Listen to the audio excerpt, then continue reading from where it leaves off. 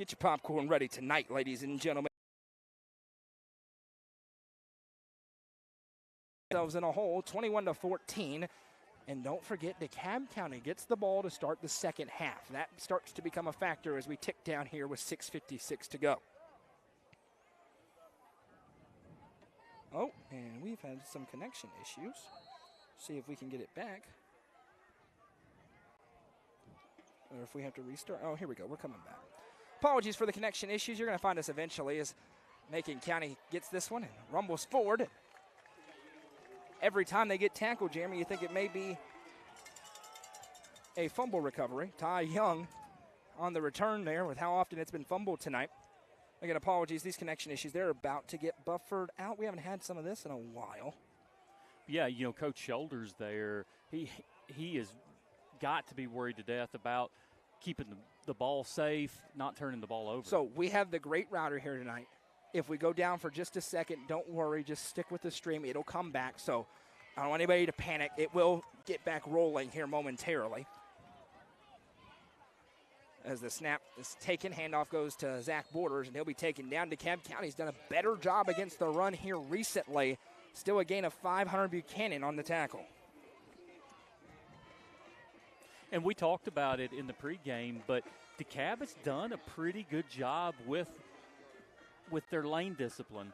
And I know that Macon County has broke a few runs for 6 yards, 7 yards, but the lane discipline and the feel by the linebackers is really good by DeKalb. Gammon in the gun, going to take the snap, hands off. Zach Borders rumbles forward. He gets 6. It's a Turner Roofing first down for Macon County.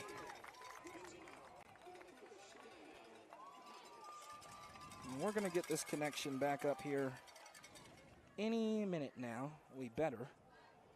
Or there's going to be an angry email sent from yours truly. 1st and 10. We're still live technically. From the 45-yard line. And they're going back to both Borders in the backfield. Gabe and Zach, that's a terrifying sight for a defensive coordinator. Gammon, the quarterback, in the center. Takes the snap. Going to keep it himself on the triple option. He pitches it to the outside to Gabe Borders. There he goes. He breaks one tackle and be taken down at about the 36. Ty Webb makes the tackle. He's back in there after leaving with an injury. Gabe Borders in open space. They love that combination. Macon County starting to drive. And we saw in the Upperman game with number 7 in the backfield, creating so many other plays and play variations you can run off of that, and he's dangerous. Dangerous. You got to put the ball in his hands.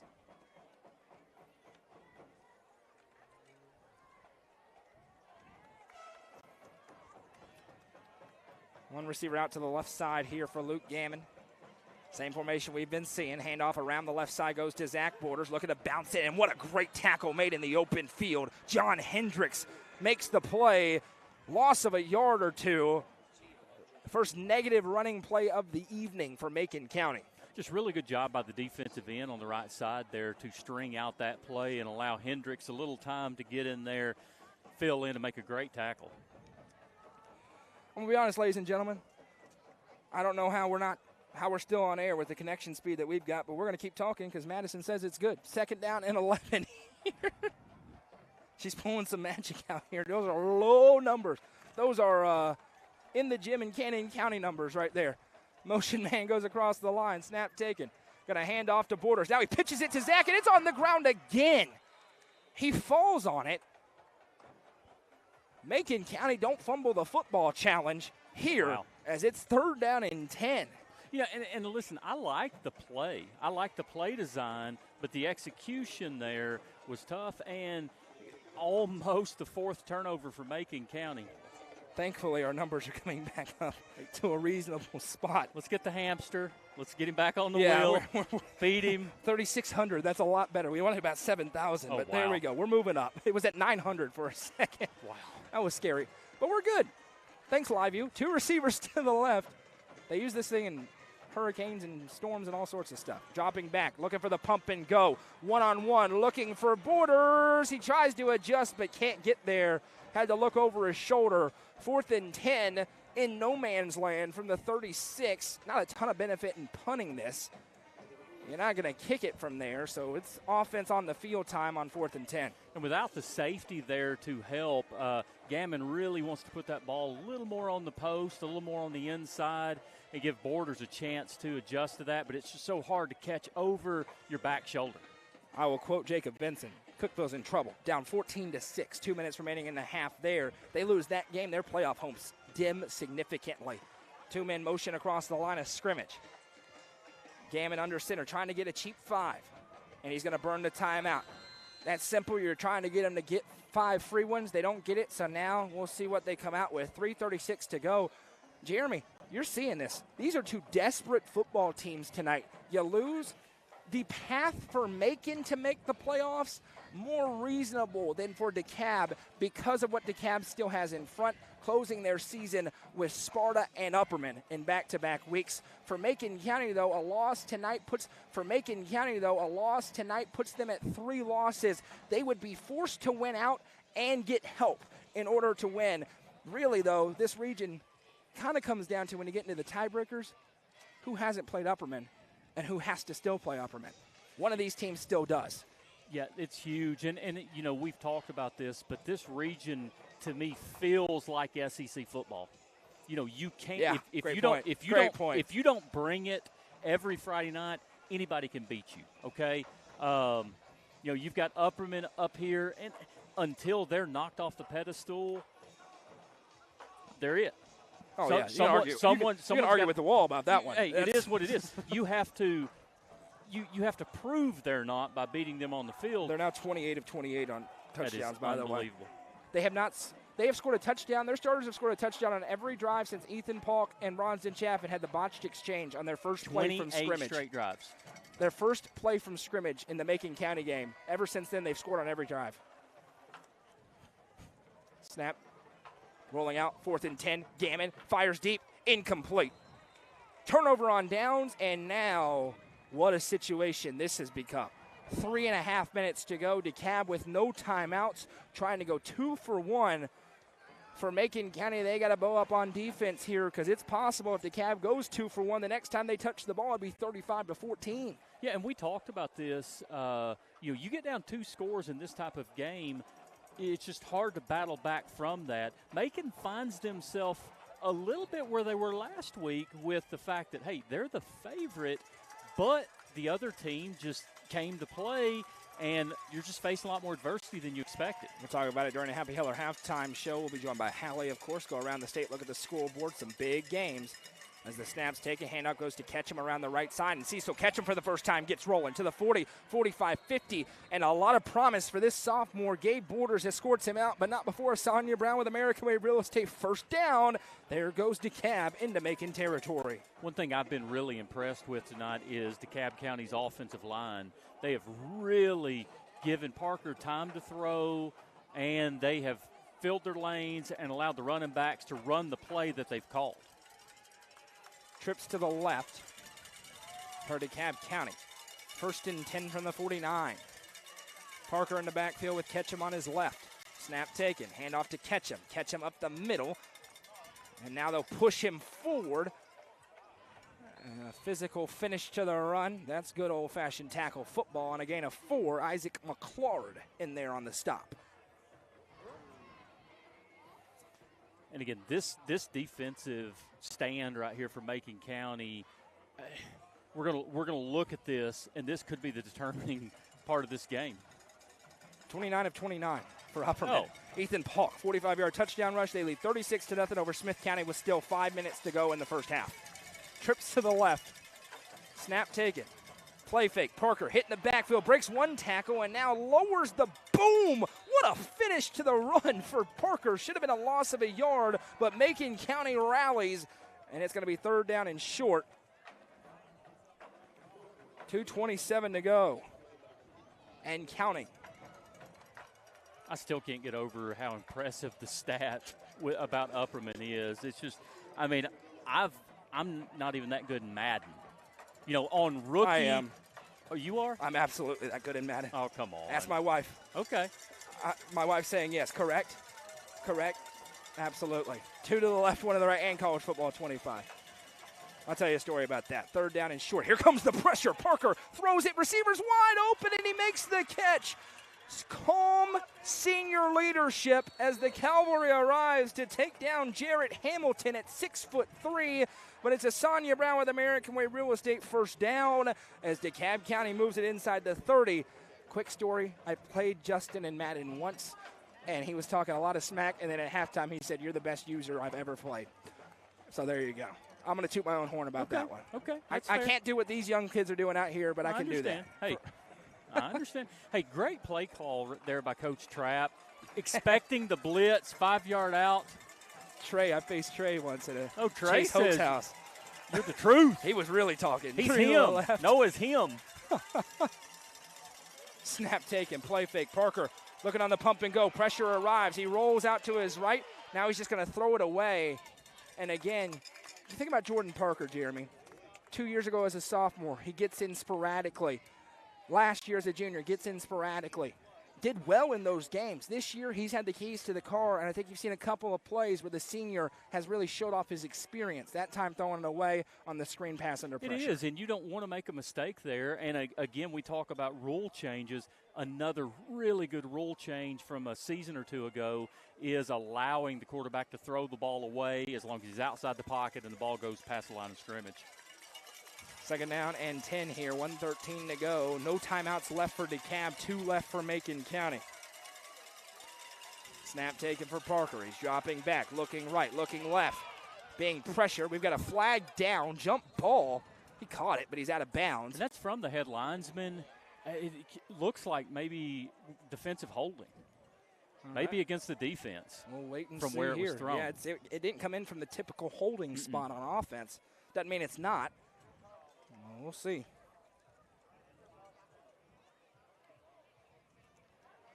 And it is just a hold on the defense. How about that, Jeremy Tollison? You know a thing or two about this officiating stuff. It's funny. It's just where the flag comes from, who throws it, and where it's thrown on the field. I didn't see the play, but that's about the only thing it could be. Big score update. Cookeville ties it up. Easton Davidson in at quarterback, rolls out and finds Wes Hudson. 2-point conversion good. 14 all heading into near halftime between Cookeville and Gallatin. Well, I'm sure Todd's smiling. No doubt. So this is not it is a 10-yard penalty, so it will be a 1st down. Correct. That is just 10 yards previous spot and not automatic. Correct. Man, I'm so proud of you. I'm teaching you the small little things about officiating, and you're picking up. The dirty little secret is he was surprised at how much I knew about the general rules of officiating. That's true. 1st and 10 to the 18. Don't let that secret out. Parker looking for a huge score right before the break. Catch him with him in the backfield. As the offset back. Snap taken. Here comes pressure off the edge. Parker running for his life. Hit, and he got it away out of the tackle box past the line of scrimmage. Good. And it's going to be an incomplete pass. The second time he's thrown it away, they're really dialing up the pressure off the right side. And that's going to be number 9, Killian Jetton, the senior, coming off the edge. One thing about this Macon County team, Jeremy, they're not the biggest football team in the world, but sometimes that works. They're very fast coming out of those linebacker spots around the edge. Yeah, super impressed with their team speed. It's all over the field. Big 2nd and 10 play from the 19-yard line. They are in the Twin Lakes Catfish Farm red zone. 59 seconds to go. Again, DeKalb, no timeouts remaining. Snap taken, dropping back is Parker. Fires it into the flat for Hendricks, and Hendricks gonna push his way out of bounds. That'll be a gain of 5, and it's gonna be 3rd and 5 here for DeKalb. And again, the question I posed on the last one, if they don't get it here, are they tempted to try and attempt the field goal to make it a 10-point game? Yeah, I think you do. Even from this spot here, if you don't gain any more yards, I think you try to steal 3 here. 3rd down and 5 from the 13 here for DeKalb. Working right to left on your radio dial. If you're watching on the Hub Plus Roku app, we welcome you in. Channel 192 on Spectrum or Twin Lakes.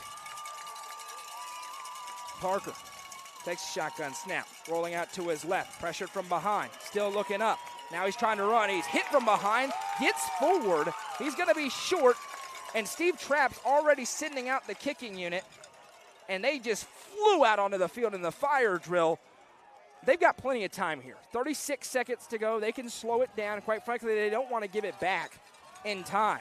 They are very rushed, but Prater has 26 seconds, and they do not want to give it to Gabe Borders. They're still going fast, though, and we've got a whistle and a timeout.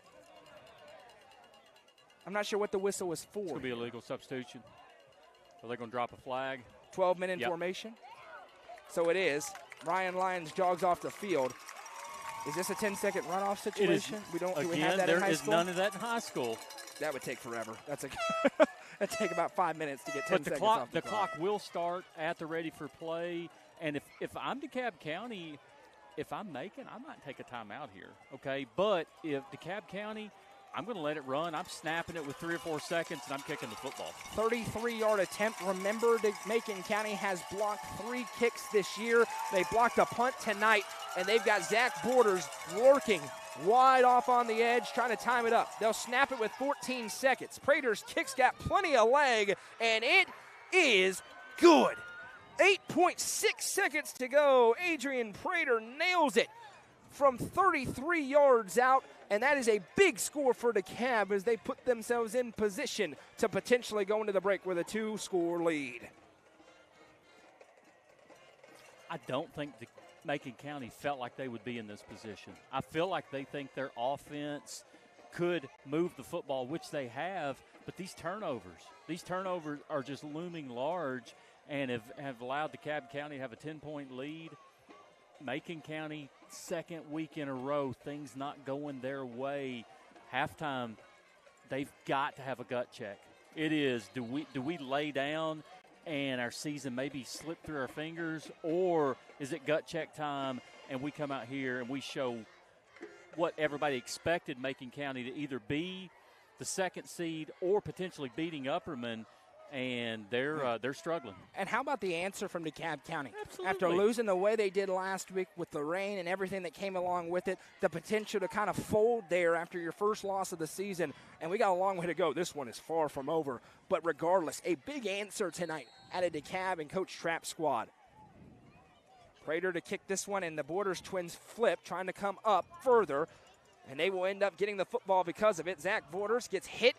He gets away from one. Then the Cavalry arrives with 3 seconds left. One play from scrimmage here. See if they give it to 4 or 7.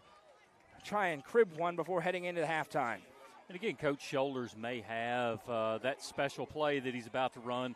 Look for something. Wouldn't be surprised from Coach Shoulders with something like a hook and lateral or some type of reverse, pitching it back to the quarterback and throwing the ball.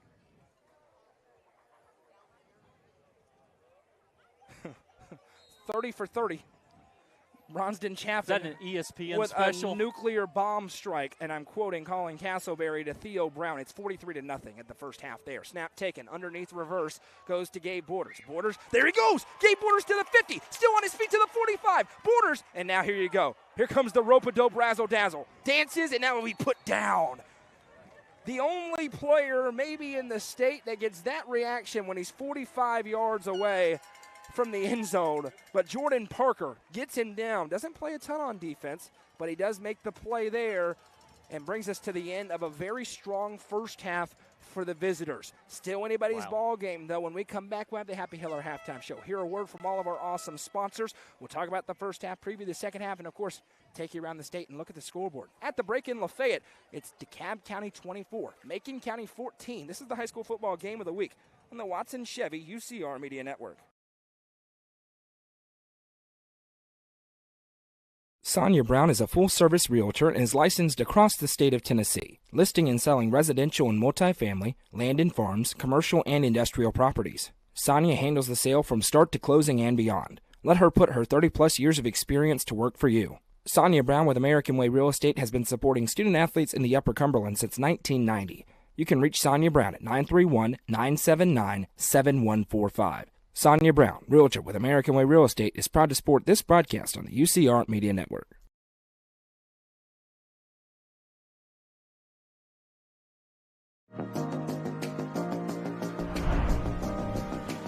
What if opportunity was all in a day's work? We find new ways to make vacation dreams a reality. and that inspires me to do my best work every single day.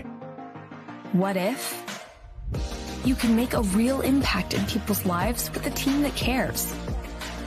What I do matters, not just for guests, but for my team. We rely on each other each and every day.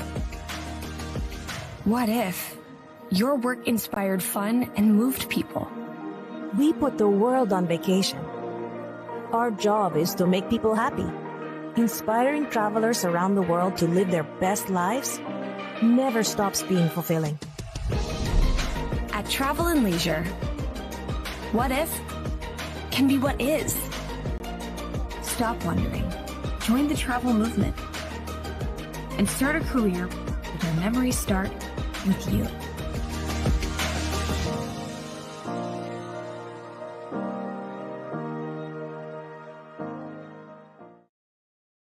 Watson Chevrolet is proud to present the area's best selection of new and pre-owned cars, trucks, and SUVs. Watson Chevy's staff of experts are ready to get you into your next vehicle with unmatched service and knowledge. Stop in at 2350 Cookeville Highway and test drive the all-new Chevy Trax or Silverado today. And remember, don't buy till you see Jason Fye. Watson Chevy is proud to be the presenting sponsor of the UCR Media Network.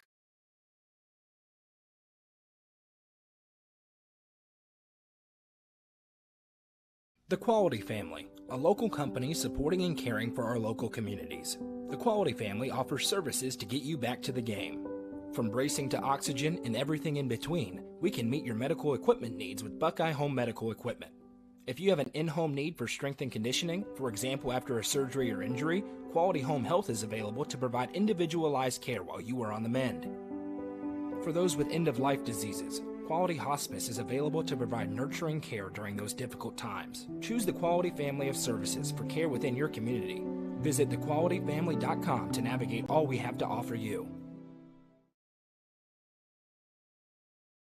When you order delivery from Domino's, you can get more than just pizza for $6.99. You can get specialty chicken, savory pastas, oven-baked Parmesan bread bites, molten lava crunch cakes, and medium two-topping pizzas as well. We didn't stop at pizza, and you don't have to either.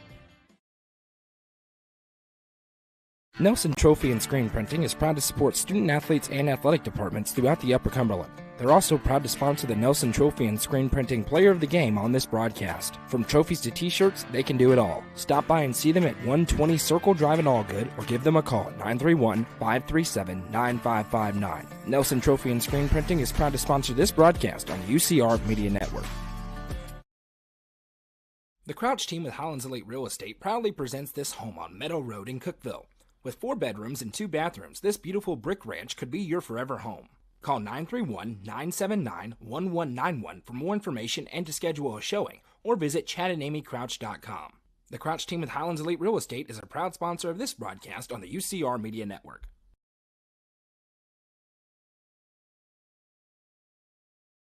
Iron Vine in Cookeville is the Upper Cumberland's home for delicious Chicago-style pizza, beef, chicken, fish, and more. Located in Cookeville's historic downtown district, Iron Vine's food and atmosphere will keep you coming back for more. Take in stunning views with the UCR team on Tuesday nights at 7, live for the UCR Coaches Show from the rooftop. Fire and Vine is a proud sponsor of this broadcast on the UCR Media Network.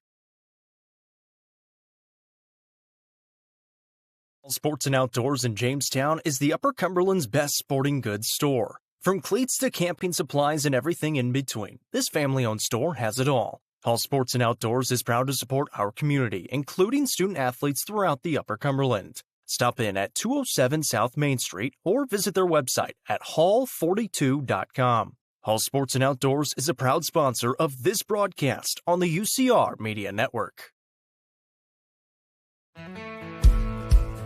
Let the bidding begin. It's time for the show, and you know it's gonna go high. There's a buzz in the air, and people come from everywhere to hear the auctioneer cry. The sound of the gavel never gets old when you hear EJ say so. Live or online, we handle auctions of any kind. Call Amanette's Eagle Auction at 526-5335, where we soar higher.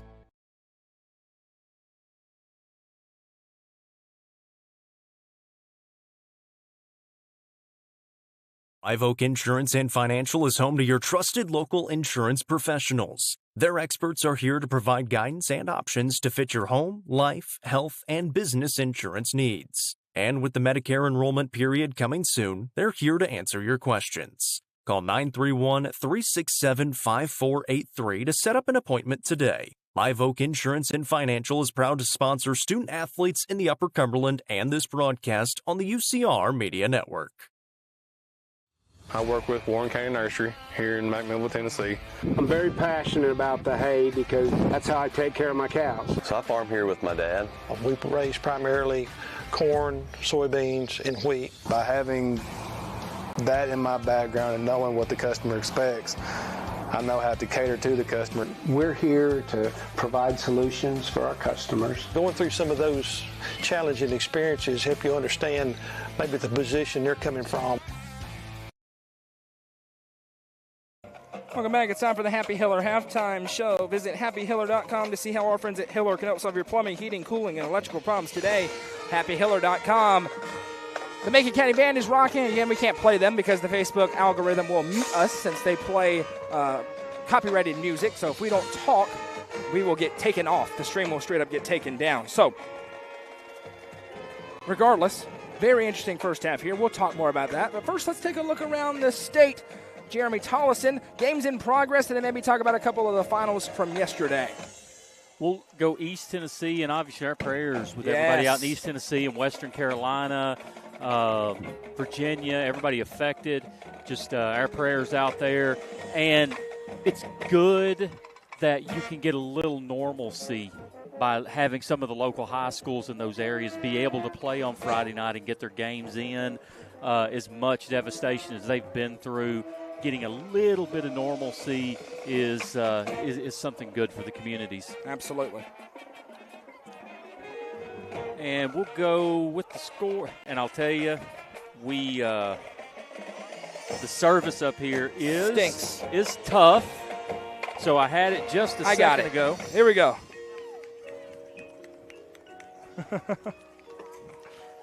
Cosby up 49-0 in the fourth quarter over Jellicoe. Eagleton Academy, 48-28. Dobbins Bennett. Now, this would be a fun game to see. Dobbins Bennett, Elizabethton. 4-2. Dobbins Bennett against 4-1 Elizabethton. 21-14 Dobbins Bennett in the fourth quarter. And Elizabethton's kind of the team out there, if it's not Greenville or Anderson County, you'd have to imagine it's Elizabethton, and it doesn't seem like they're on the same level as those two other teams, but in that 4A class over on the other side, Elizabethton's really the only one that you could see maybe pushing one of those Anderson County or Greenvilles. Speaking of Greenville, 56-0 second quarter over Sullivan East. And then they get to lose in Baxter. They very well could. Knox West losing to Alcoa 21-10 in the fourth quarter. Anderson County up on Clinton 26-7, start of the third quarter. Grace Christian 49-0 over Austin East final. What is that Grace Christian record? It is 7-0. So remember, the season started. York losing at Clay County, doesn't look like a bad loss right now, and at Grace Christian, and the sky was falling. Well, they've won 3 straight. And we'll get to their score against Oneida, but York back rolling. They do not have a bad loss. And, Grace Christian's quarterback is his dad worked with Scott and I at the bank, and Travis Edmondson, but his son, legit quarterback, probably going to play at the college level. Fulton up on South Dole, 40-3. Morgan Wallenville, 5-0, by the way, had no idea. Up 35-0 over Campbell County. Everything's going good for Gibbs and Morgan Wallen, isn't it? The Morgan Wallen concert at Neyland. Did you go on Sunday? Incredible.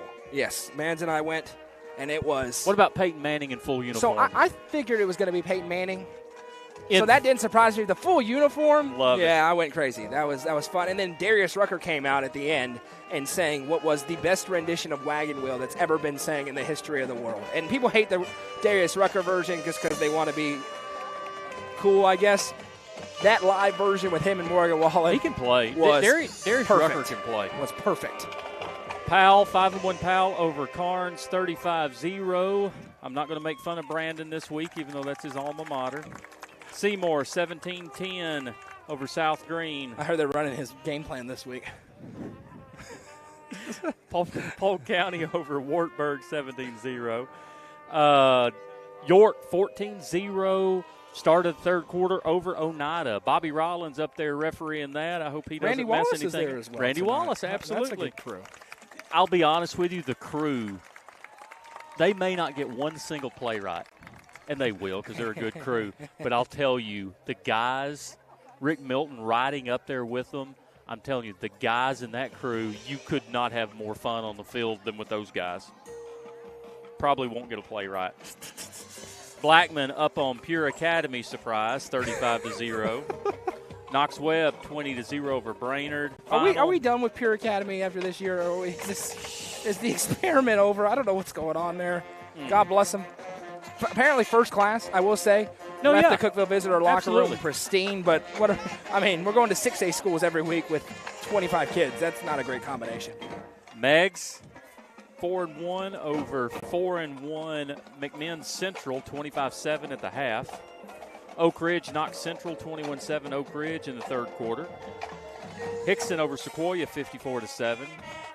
Soddy Daisy over Red Bank 14-13 in the second quarter.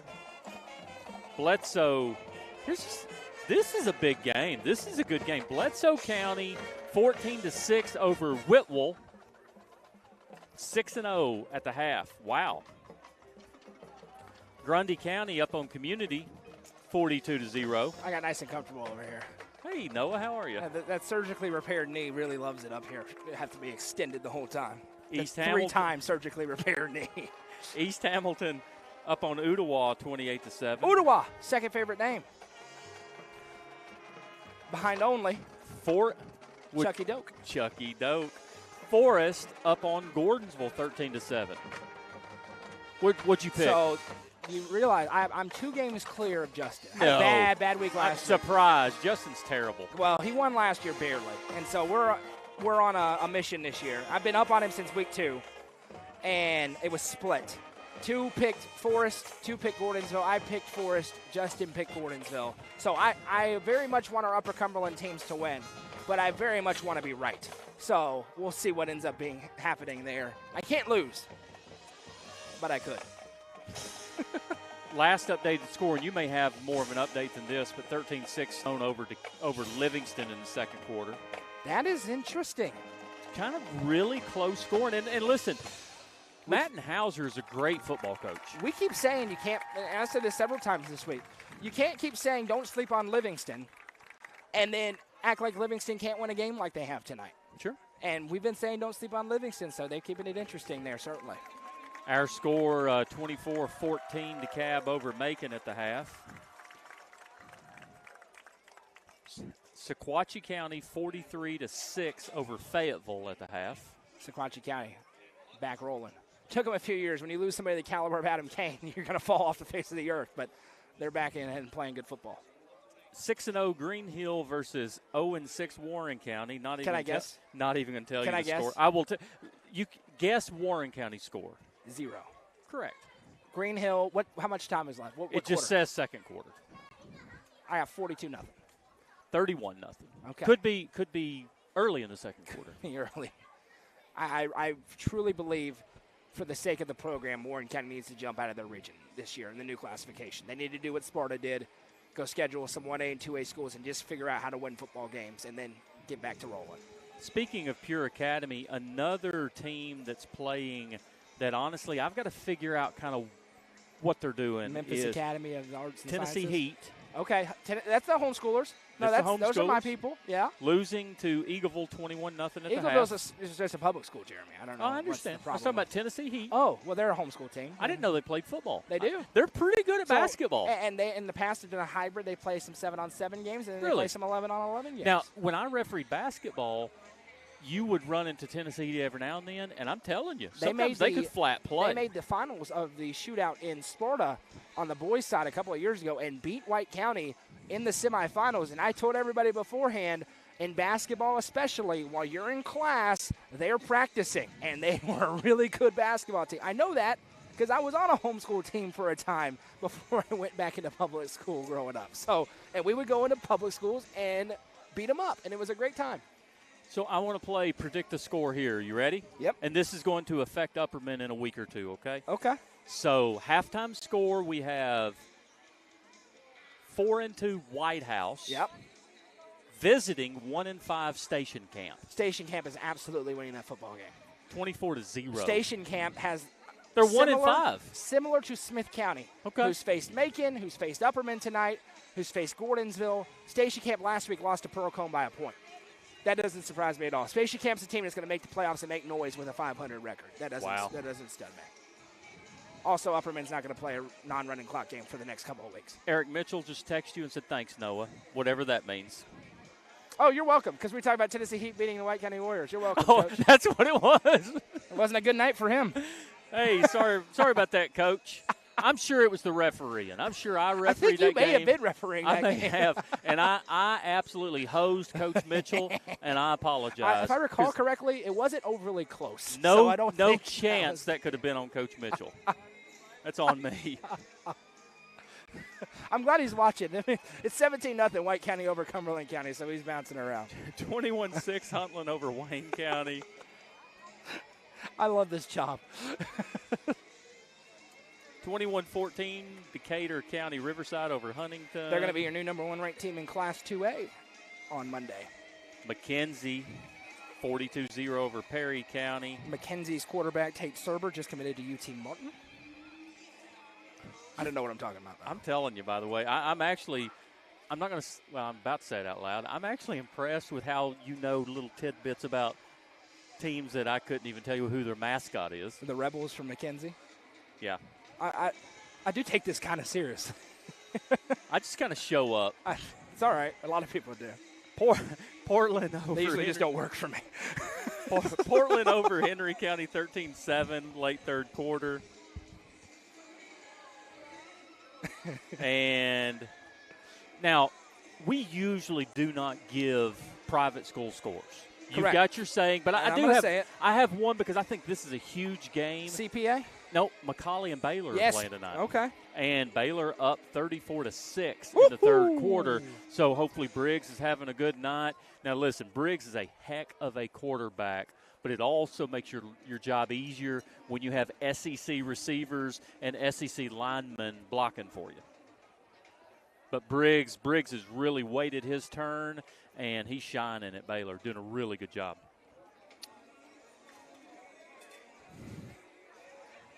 So, reading through, because Jeremy was on my phone because I was the only one who could get the Coach T scoreboard to load. Sparta, without Trip Pinion, looks like they will be for the rest of the night there for White County.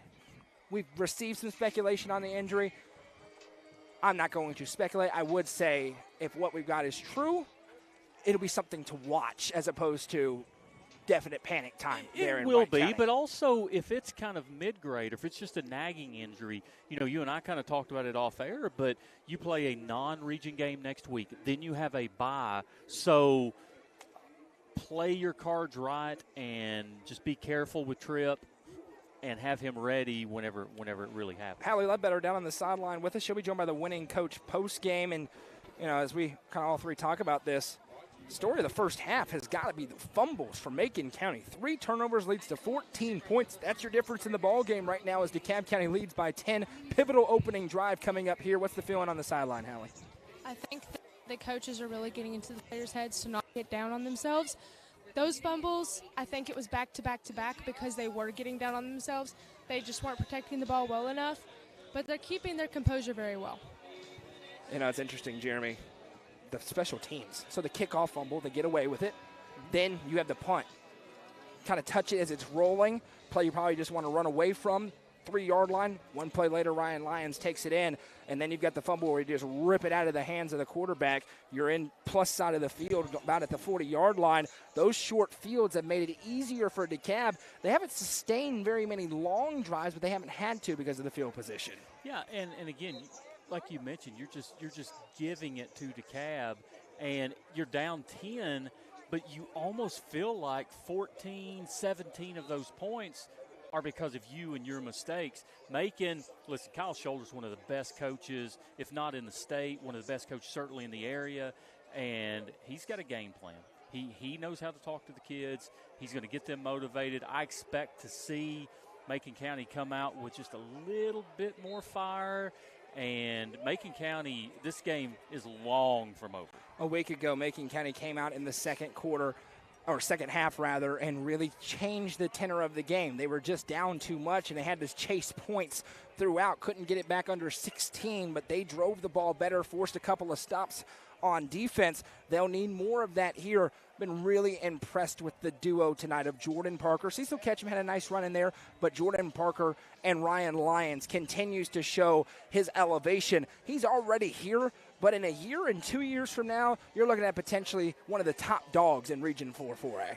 You are. Lyons is super impressive, and you know, we've talked about it a little bit, but Trapp's game plan on how many out routes have we seen? Several. You know, yeah. they and the thing is middle to late second quarter, how he's combating that Macon County pressure are 3 and 5 yard outs quick from the quarterback, and just really kind of playing a cat and mouse game with Coach Shoulders right now.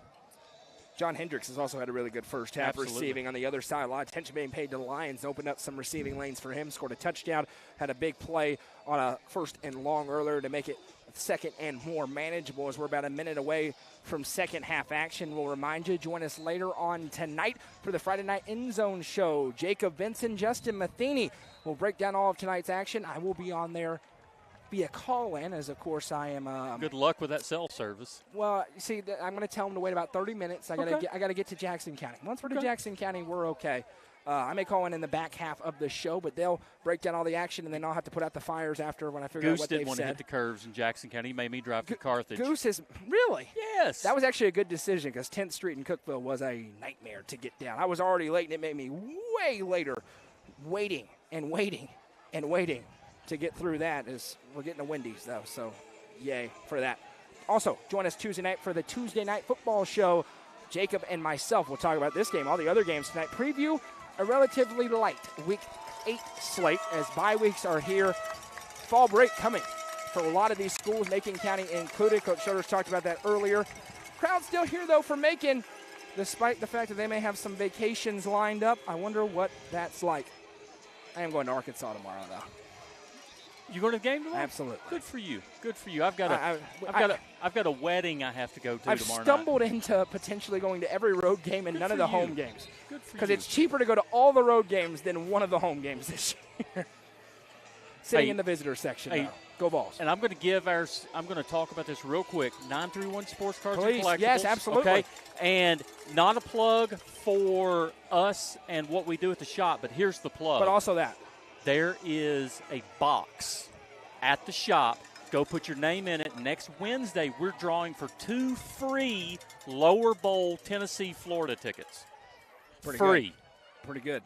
You just have to put your name in the box at the shop. I don't think I'm allowed to enter that. Yes, sir, you are. Let's go. Is there like some contest? I mean, I'm really closely business tied in there. There are three people that cannot. Okay, me, perfect. David, and Justin. So I'm going to apply, and so is my wife and my dog. Let's go. As the kickoff's going to be fielded for DeKalb County at the 20-yard line. Rover McKay. Well defended. Volley McKay, actually. Taken down at the 26-yard line. 1st and 10. And this may be the drive of the season for Macon County defensively, trying to stave off a 1-3 start in the region. And I was going to mention that. Listen, you go down 17 here, it's probably over. So you've got to make DeKalb turn the ball over, quick 3 and out, something. You've got to change the momentum of this game. Jordan Parker's been really good tonight. He's back at the quarterback position with this bunch set we've seen them run and throw out of this evening. Parker takes the snap, going to give to Ketchum. Ketchum behind the blockers, rumbles forward. He'll be taken down at about the 31-yard line. Isaac McClard on the tackle after a gain of 4. Second and 6 upcoming here. Appreciate the administration, Ms. Shoulders here at Macon County. She always takes care of us here. 100%. Appreciate it very much. And this was last minute. I called her yesterday and said, hey, can we come? She said, absolutely. 2 receivers to the right.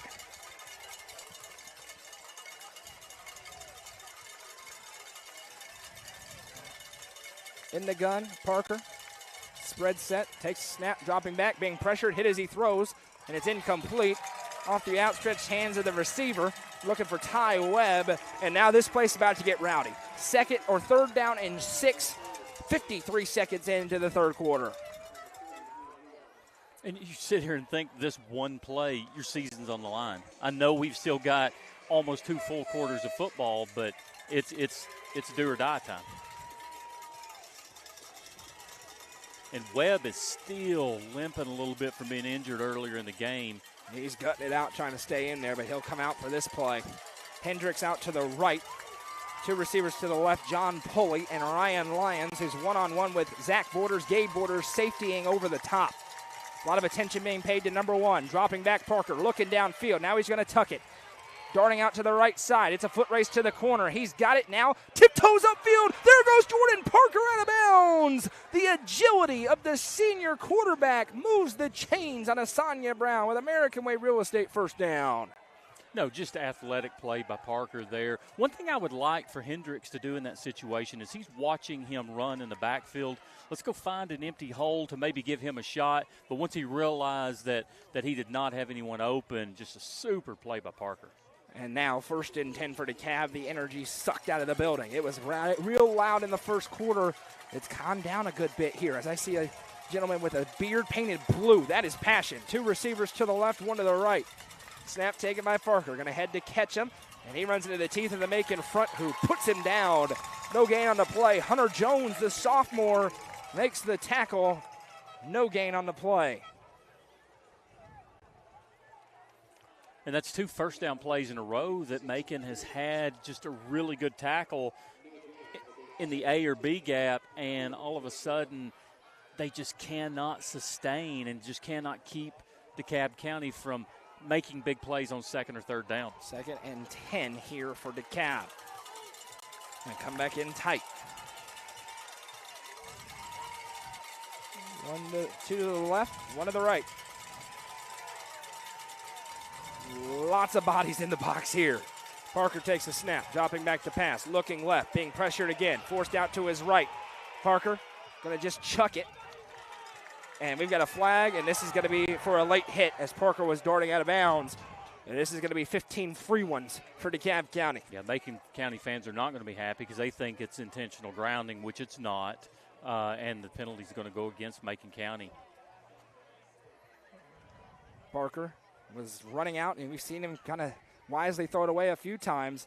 After the play is over, a personal foul. It is against Macon County. 15-yard penalty, and Asanya Brown with American Way Real Estate first down. And DeKalb County driving to try and take a stranglehold on this ball game. And again, got to give a ton of credit to Steve Trapp, his coaching staff, and his players. Last week, first game against a 4A opponent, lost it. Gave up a ton of rushing yards. They're facing 2 more electric backs. They've allowed just 14 points so far. And offensively, they've looked very, very good. Tight set again. 1st and 10 from the Macon County 37-yard line. Parker takes the snap, play fake, looking downfield. Now he's going to tuck it and run. Breaks 1 tackle, breaks another, and now will be grabbed around the neck and brought down. Nice tackle on a gain of 4. Didn't see him, but he had John Hendricks open in the flat. That's Hunter Griggs making the tackle for Macon. 2nd and 6 for DeKalb. DeKalb County trailed this game 7-0, 14-7. And since then, they've scored 17 unanswered. With no mass, not my strong suit. Trips out to the left side. Parker with the snap. Play fake and carry himself around the right side. There goes Jordan Parker to the 25-20, and they'll be cut down at about the 15, but we got a flag right where the hole was. I think this one may be coming back. It is. That's a hold from the umpire. Was a good call. Good call. It is a hold against DeKalb County. So we've seen Macon have a couple of those tonight. Now DeKalb gets pushed the other way, and it turns a big gain into the red zone into a 2nd down and long. And now, is this one from the spot because it was downfield? If it's beyond the line of scrimmage, it is from the spot. Correct. So that's a slight break. I'm getting impressed. It's a slight break for DeKalb as it'll turn into about a 2nd and 10 or so. One thing maybe not noticed on that play is Parker makes a play downfield, a move against Borders. And listen, if you can fake out Zach Borders pretty good or Gabe, it is unbelievable. We are live on the Watson Chevy UCR Media Network. We'll remind you, don't buy till you see Jason Fye. 2nd and 11 as the Macon mob rises to life. 9 seconds on the play clock as Parker breaks the huddle. We got one-on-one. Get your popcorn ready. Borders, Zach Borders against Lions. Snap taken, handoff goes to Ketchum. And again, the interior run defense been good tonight for Macon. It's a gain of just 2. 3rd and 9, and now the mob's really going to get loud. We've seen DeKalb County in that formation a couple of times, and they've got both wideouts off the ball, tight end on the side. So I saw the tight end go out on a pass route. They didn't throw it to him earlier, but they've got to pay attention to that tight end or he's going to be wide open. 3rd and 9 here for DeKalb County. In a little bit of no man's land at the 36. Out route at stake. Parker surveys the defense. Will they bring pressure? They will. Coming from the linebacker spot. Parker makes a man miss. Looking downfield. Now he's just going to throw it away, and it's 4th down and 9. He chucked it into the band, and another flag. And Parker's feeling it. As for the second time on the drive, I think it's going to be 15 free ones for DeKalb. Yeah, again, the Macon fans think that it should be intentional grounding, but they're teeing off on Parker, and it's 4th down here. You've got to, and listen, I understand how football is. You want to take that hit, but you've got to know your situation and not give these easy first downs. And this is going to make it 1st down into the Twin Lakes right on the doorstep of the Twin Lakes Catfish Farm red zone for DeKalb County. It is 15 free ones. 30 yards in penalty as Kyle Shoulders takes his hat off and looks down at the mat. Not pleased here, knowing the stakes of this contest. Again, flags, turnovers. That is what is allowing DeKalb to come in here as the underdog and try to seize control of this game. The loser of this game tonight has one reasonable path to the playoffs. Winning out, not easy in Region 4-4A. Macon still has to face off against Livingston, who's competitive right now, and Stone Memorial. Snap taken for Parker on 1st and 10. Dropping back, has plenty of time all day. Fires, receiver makes the catch. It's Hendricks. He'll be pushed down near the 1st down line. We'll wait and see where the spot goes as they are into the Twin Lakes Catfish Farm red zone. And it is going to be enough for a Sonia Brown with American Way Real Estate 1st down.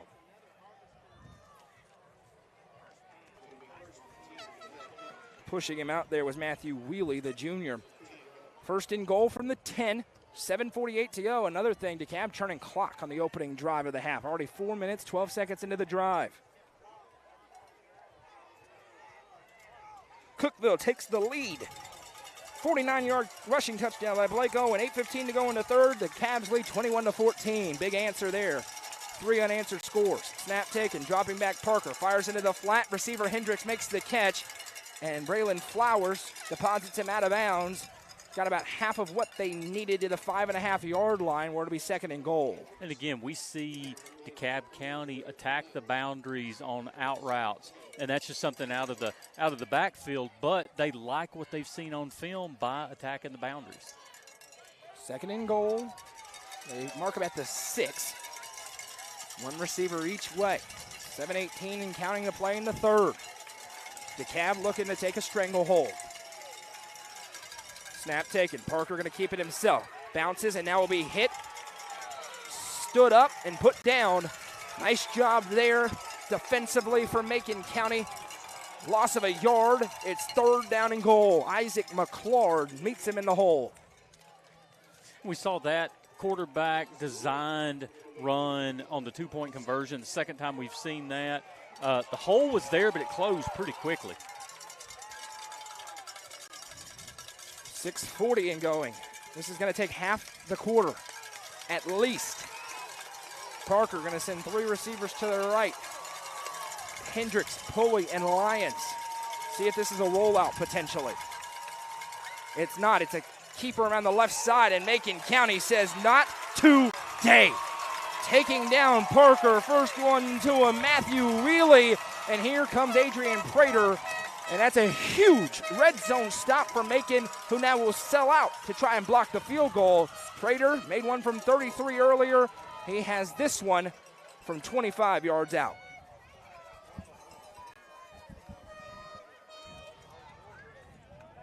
And you'll see Gabe Borders this time around that right side. Prater from the left hash made one earlier from this same spot, just further back. Kick is up, and Prater's kick is good. That's into Ethel's front yard.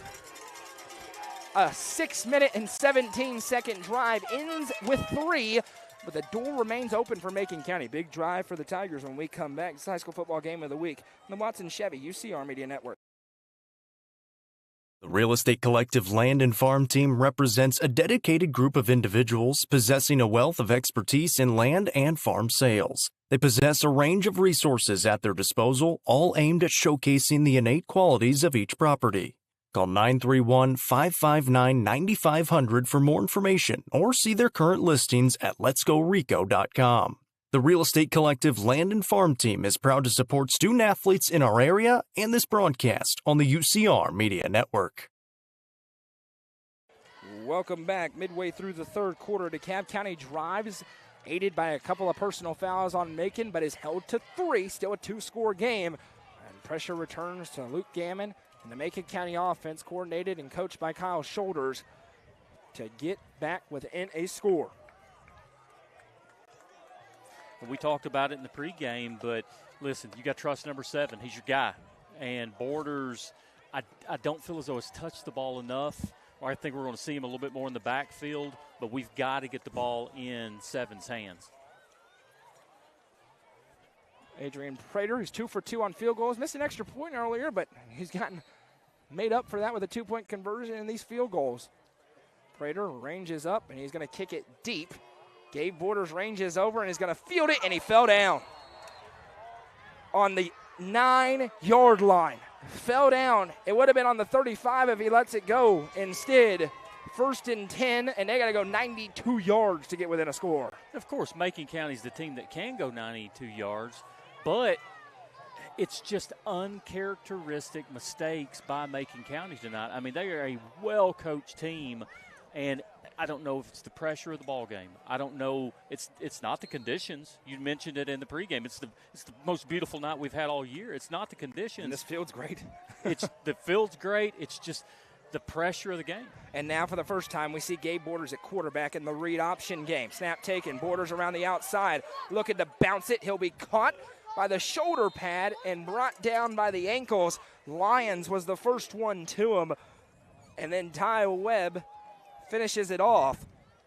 And so they've been so effective with this, running the read options with Gabe Borders and Zach Borders in the backfield. DeKalb strings it out that time at 2nd and 10. I love seeing those plays where it's alpha male versus alpha male, and who's going to win that play. 5.5 and counting. The time going to become an enemy of Macon County here as it has gone silent on this half of Pat Parker Memorial Field.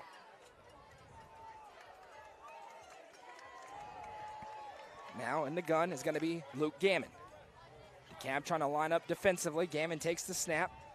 Going to give off to Borders, and there goes Zach Borders. He'll be cut down in the hole. And this depends on the spot. It is going to be enough for Turner Roofing. First down, Turner Roofing. Been family-owned and operated for over 60 years, servicing mostly commercial properties across the Upper Cumberland. Our friends at Fire and Vine, they help them with their roof, and they can help you with yours as well. We appreciate Turner Roofing for being one of our sponsors here, alongside all of our all-inclusive sponsors, the Real Estate Collective, T Up in Baxter, Sonia Brown with American Way Real Estate, Club Wyndham, Watson Chevy, the Quality Family, Domino's, Nelson Trophy and Screen Printing, the Crouch Team with Highlands Elite Real Estate, Fire and Vine, Hall Sports and Outdoors and Hall Family Pharmacy, Aminet's Eagle Auction and Realty, and Swallows Insurance. Snap taken, and now being hit and taken down. Zach Borders, no chance for Gammon to pull it. Flying into the backfield was DeKalb County. Several Tigers got there on the busted blocking assignment. They'll bring up 2nd down and 13 here for Macon. 4.5 to play in the third quarter. And again, trying to move Gabe Borders all around the field to try to find some type of mismatch. But Lyons is such an athlete that he can at least be competitive with Gabe Borders. 2nd and 13 here. Gammon has both Borders in the backfield with him. Flowers out to the right side. Motion man out. They're going to run the sweep with Gammon. He's hitting the backfield, gets away from one. Gammon showing some elusiveness, and Luke Gammon, we take it down out of bounds, gets past the original line of scrimmage. 3rd and 8 upcoming as Ty Webb, who's been a tackling machine tonight, makes another one.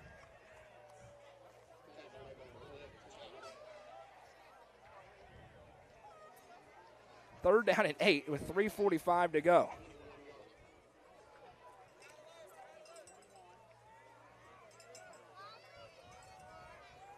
Time ticking away. Macon County's got a long way to go, trailing by 13 points. Cap's fine. I'm surprised Macon hasn't taken more chunk play shots. They've got to do something to keep 8 out of the box. Motion man across his border. Snap taken. Play fake. Here he goes. It's a broken coverage. Receiver's open. He makes the catch. 50, 40, 30. Lions catches him from behind. Kellen Heyer got behind the defense. Right on cue, Jeremy Tollison for a huge Sonia Brown with American Way Real Estate first down. And again, they've committed to stop. The Cavs committed to stop the run, and good. Kyle Shoulders is just way too good of a coach not to have that in his arsenal, and just a great play call. Get the ball 40, 50 yards downfield. Get yourself in scoring position. Score updates. Gallatin scores to tie the game at 21 midway through the 3rd with Cookeville. Upperman leads Smith County 43-7. Starters Dunn and Baxter tonight. Snap taking. Gammon going to give around the right side. Zach Borders, and there he goes. 20, 10, 5. Here comes Macon County. Touchdown Tigers. Zach Borders from 27 yards out, and 2 chunk plays makes it a 1-score ball game. And again, the threat of the deep ball opens up the run, and just a really good way for Coach Shoulders on that drive to mix the play calling, and now we're making it so dangerous is just the balanced offense. And a big extra point here for Eli Gammon. Gabe Borders to hold. Snap. Set, kick, good. 2:36 to go in the 3rd quarter, and once again we got ourselves a ball game. It's 27-21 DeKalb on top. They're about to get the football back when we come back. Live Oak Insurance and Financial is home to your trusted local insurance professionals. Their experts are here to provide guidance and options to fit your home, life, health, and business insurance needs. And with the Medicare enrollment period coming soon, they're here to answer your questions. Call 931-367-5483 to set up an appointment today. Live Oak Insurance and Financial is proud to sponsor student athletes in the Upper Cumberland and this broadcast on the UCR Media Network.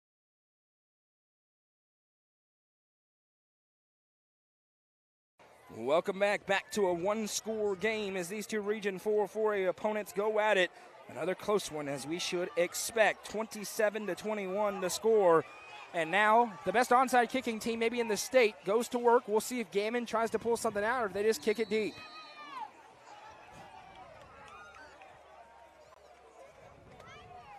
Gammon is going to pooch kick this one again. Fair catch called for this time and made at about the 33. Hunter Buchanan makes it. 2:36 left in the 3rd. We'll see Jordan Parker. And now you remember in these spots the couple of drives that the Cavs been forced to take 3. We'll see if that helps them or hurts them as we move into the final 14 minutes of game time. Huge. And last drive, what killed Macon County was the penalties, was the mistakes. So if they can get that under control, we got ourselves a ball game. Trips to the right here for Jordan Parker. Got to catch him on his left hip of the offset back. Takes the snap. Going to stretch it out. Tries to keep it himself. And Macon County there defensively. All of a sudden, the Tigers playing with their hair on fire. Isaac McClard with another tackle for loss. A big loss on the play. A DeKalb Tiger is slow to get up. He's being stretched out in the universal sign for cramping by his teammates, so we hope that's all that it is.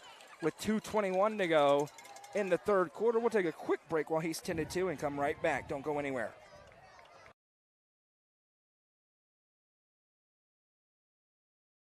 I work with Warren County Nursery here in Macon, Tennessee. I'm very passionate about the hay because that's how I take care of my cows. So I farm here with my dad. We raise primarily corn, soybeans, and wheat. By having that in my background and knowing what the customer expects, I know how to cater to the customer. We're here to provide solutions for our customers. Going through some of those challenging experiences help you understand maybe the position they're coming from. Welcome back. Definitely just a cramp as one of the linemen is hobbling off the field, and it looks like both legs cramped at the same time for DeKalb. 2nd and 12 here for a Macon County team that looks like a new ball club here in half number 2. Now, what's Merle watching that on, by the way? What is that? The Hub app? YouTube. YouTube? YouTube or the Hub Plus app, either way. Merle, appreciate you watching us, brother. Love seeing that. People on their patios. He's got a nice setup. I'm kind of jealous. People in their sports bars. Just all over the place. High school football. It's great. People talking about the sports. We got it working. And now the crowd back up into a frenzy. 2 receivers to the right on 2nd and 12. Parker in the gun. Motion man across is Hendricks. Snap taken. Parker dropping back. Has some time. Fires deep. 1-on-1. And it's dropped. He had Ryan Lyons. Beat Borders by a step. It was a tough catch, but he did have it. It's 3rd and 12. Great defensive play by Borders, but Lyons about broke loose. And I'm telling you, the ball just traveled 40, 45 yards in the air. Great pass by Parker. Wow. 3rd and 12. Here comes the Macon mob. 1:52 to go in the third quarter. 3rd and I got to have it for DeKalb.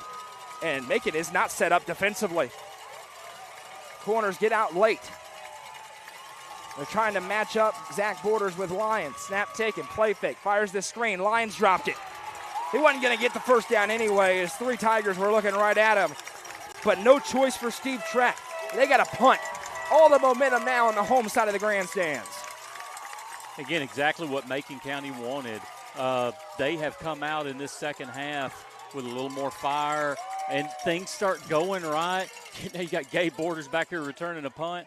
I'll tell you. And Zach you got double Borders. Kick it out of bounds as Prater's on to punt it. Already had 1 block tonight. It's a high snap again. This is how the last one got blocked. This one will not, but it's spinning. Somehow rolls deep, and this is going to work for DeKalb. Prater nearly got it blocked. He got it away all the way down to the 20-yard line. That's a 50-yard punt. Yeah, and Gabe Borders is sitting there hoping the ball may pop up for him to be able. He doesn't want to reach down and grab it because it's so hard to There's pick already it up a off fumble the ground. tonight Exactly. doing that. But if that ball picks up and kicks off the ground, he's taking that ball and at least stopping it from rolling an additional 10 or 15 yards. But lucky to get that punt off. Great roll for DeKalb County. And when this Macon offense is rolling downhill, watch out. They feel that confidence right now. Michael Lindsay's here, by the way, tonight. Coverage coming up at CumberlandReporter.com, including a cinematic highlight reel. Snap taken, play fake, Gammon around the left side. Cuts up field. There goes Luke Gammon to the 30, 35-40, 45-50, 45-40. Luke Gammon with the speed. 20, 10, 5, 80 yards. Luke Gammon. Touchdown, Macon County. And again, nothing special on the play call. It's really about the will. It's about Macon County now believes that they're in this ball game. Everybody's blocking just a little bit harder, holding their blocks a little bit longer, and Gammons just breaks through, shows a little speed, takes a cut to the left. The touchdown. Longest run of the season for Luke Gammon, an 80-yard scamper, and Eli Gammon to take the lead is up, and it is good. How quickly things can change. It was dead silent on this half of the stadium 10 minutes ago. Now it's bedlam. 1:18 to go in the third quarter. It's 28-27. I wonder how much money they spent on confetti poppers. This is lot. awesome. Noah, you would think that they just won the state championship down here. These coaches are pushing the players on the ground. I'm not kidding. It is amazing. It's a huge celebration down there, but we still got 13 minutes and 19 seconds of game time. Score update. Cookeville, 60-yard touchdown. They lead 28-21. Then Gallatin snaps it over the head of the quarterback, and for a safety, Cookeville leads 30-21 as the Cavs are closing in on potentially a big region win there. Who's going to win this one? I got no idea, but Macon County trying to save their season. DeKalb maybe trying to do the same. Remember, you lose this game, your only path to the playoffs is winning out. If it's Macon, they would need to win out with some help. For DeKalb, that would mean having to beat Sparta at home and then Upperman at home the final week of the regular season. So you're likely playing for your playoff lives here tonight. Macon still has to go to Stone Memorial in a few weeks. Gammon's kick is away. It's a boomer, but they kick it to Lyons at the 20-yard line. Lyons accelerates to the 25-30. There goes Ryan Lyons to the 40. Ryan Lyons jukes upfield to the 50, 45-40, and Eli Gammon saves the touchdown, but Ryan Lyons takes momentum back with a big return, and if you haven't gathered it yet, here we go. This one is going to be a banger tonight, ladies and gentlemen. 28-27, and we're still not to the fourth. 1st and 10 from the 38, and this has been the path to touchdowns tonight for DeKalb. Short fields. Hit that share button if you haven't already. Now's the best time to do it. Macon still slow to get lined up here. DeKalb not realizing it, does not snap it yet. Parker in the gun, 3-receiver set. Takes the snap, hands to Ketchum. Ketchum gets behind the blockers, gets forward past the 35 to the 34. Gain of 5 yards for the sophomore tailback as Hunter Jones gets him down. It'll be 2nd and 5 as we go under a minute to play in the third. And again, the key for both teams are lines, borders, the two quarterbacks. Let your stars make plays and let these two teams duke it out like they are. Could be the final play of the quarter, depending on what happens. 2nd and 5. 2 to the left, 1 to the right. And we got early movement. It'll be on DeKalb County. And the crowd will get sent a little bit further up on that one, and the sideline trying to hype them up.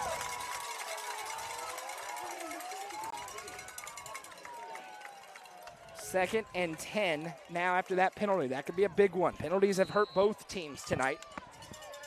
They still do have to snap it. 1 second difference between the play clock and the game clock. Even Easton's feeling it. You gotta love this atmosphere here tonight. This is awesome. This is what high school sports is all about. Let's go. 2 receivers to the left, 1 to the right. Snap taken. Play fake. Parker fires it downfield for Hendricks. Back shoulder.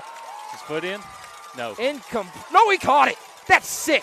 Did he catch it? He caught it, but I think his foot was out of bounds. No signal, and then they will say out of bounds. Yeah, wing official had him out of bounds. We've got 0.3 seconds to go. Still a great catch.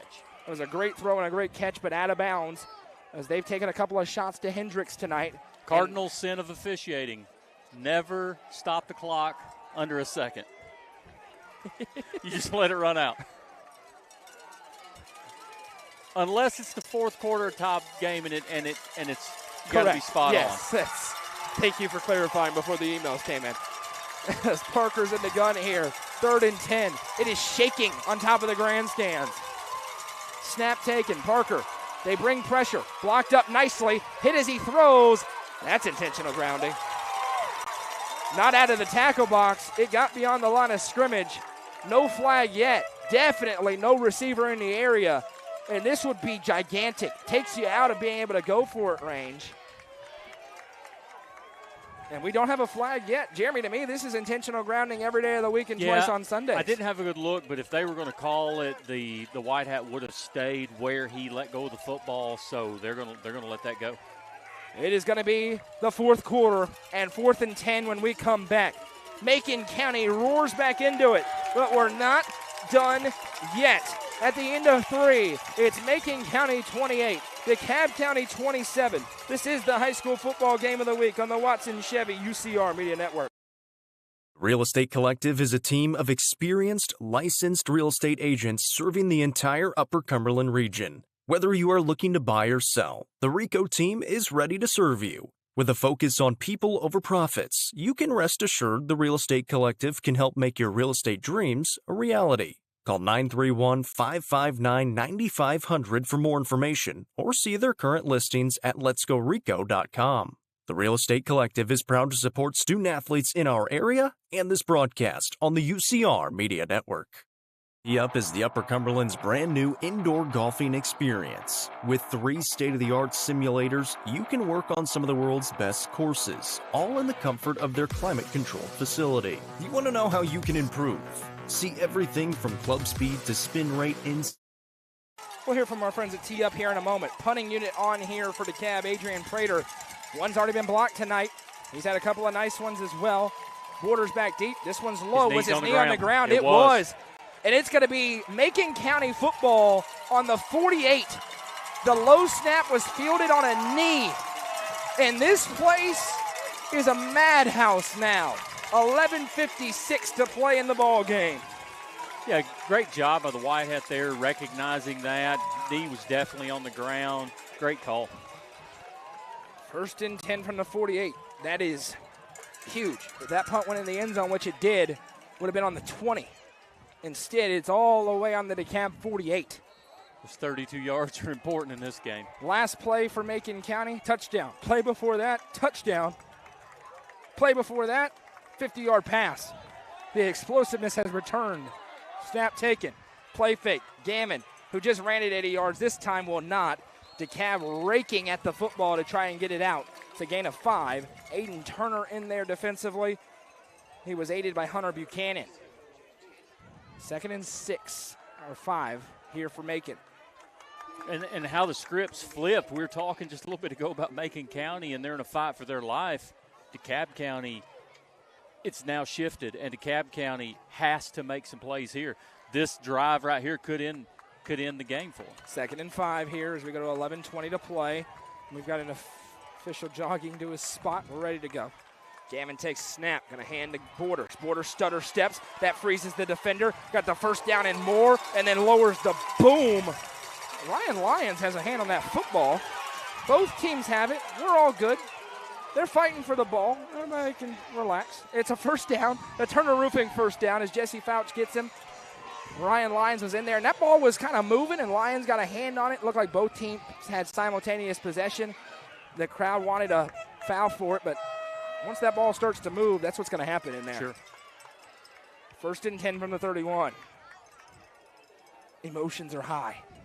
As they should be. This is awesome. This is one of my favorite atmospheres in the Upper Cumberland. The question will be, what happens if Macon scores a touchdown? Do they go for 2 to try and make it a 2-possession game? Snap taken. Again, Gammon around the right side with blockers in front, and he's going to crib it again, potentially. 15-10, jukes upfield to the 5. Taken down at the 10, rather. A Turner Roofing first down into the Twin Lakes Catfish Farm red zone. Ty Webb saves a touchdown, but Macon County moving in bunches. You talk about a momentum shift. It was all DeKalb. Wow. And they went down and got held. 1st and goal from the 10, 2nd and goal from the 6. Had to settle for 3, and since then, it was like that was the little momentum that Macon County needed. They lead by 1. Here with 10-14 to go. Under center, Gammon turns, hands off. Zach Borders to the end zone. Touchdown, Macon County. Zach Borders puts it in, and it is no decision for Kyle Shoulders. He's kicking the extra point to try and make it an 8-point game.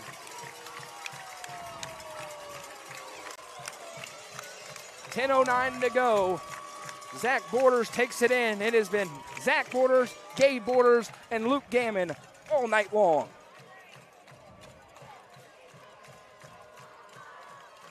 Snap, set, an important extra point is right down Main Street. 10:09 to play in the ball game. Macon's lead is back up to 8. The Tigers of Lafayette lead 35-27. We'll be back in 30 seconds.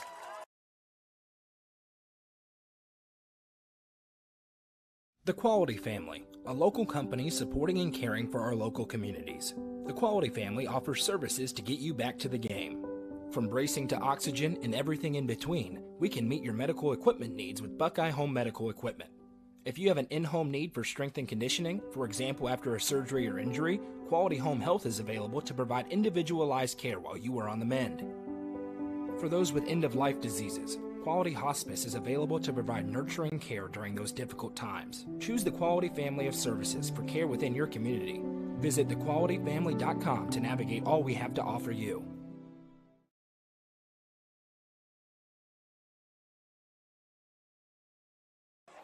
Welcome back. How quickly momentum can swing. Will it happen again? We're going to find out. Macon County leads on a 10-yard touchdown rush by Zach Borders. The first time they've gone to wing T tonight. Leads to a touchdown. Eli Gammon, low line drive kick. This one bounces. Going to be fielded at the 21-yard line looking for a return. Now cutting up to the 25, to the 30, and being taken down. That's Cecil Ketchum on the return. 1st and 10 for a DeKalb offense. It's been stagnant the past couple of drives. Ty Young makes the tackle. They've got it on the 32. And again, you and I have made this comment 4 or 5 times tonight. Season's on the line. Season's on the line for DeKalb County. They have to get a sustained drive here. It was a 5-0 start to the season for DeKalb. Then they jumped into Region 4-4A. Lost last week by a couple of scores to Stone Memorial. This week, they find themselves down on the road. And here come the cowbells and the band. 2 to the left, 1 to the right. Snap taken. Parker hands off to Ketchum. Nothing doing all night long. A Macon County defense that has struggled to stop the run against top competition has been great tonight in the interior, and it's the sophomore Hunter Jones, and again, no gain.